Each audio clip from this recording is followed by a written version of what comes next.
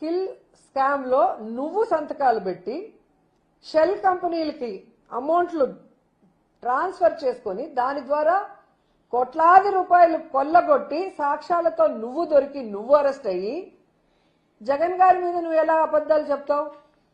నిజంగా ఈరోజు మేము అక్రమ కేసులు పెట్టలేదు, నువ్వు అక్రమంగా కేసులు కొట్టేసుకుంటున్నావు. ఈరోజు నేను నిప్పు నిప్పు అని నువ్వు చెప్పుకుంటావు కదా, మరి నువ్వు నిప్పు అయినప్పుడు ఈరోజు కోర్టులో నిర్దోషిగా నిరూపించుకోవాలి. కానీ నీ కిందున్న సిఐడి మీద ఒత్తిడి తీసుకొచ్చి కోర్టులో తప్పుడు నివేదికలు ఇప్పించుకొని కేసులు ఎందుకు తీసేసుకుంటున్నావు అని అడుగుతున్నా.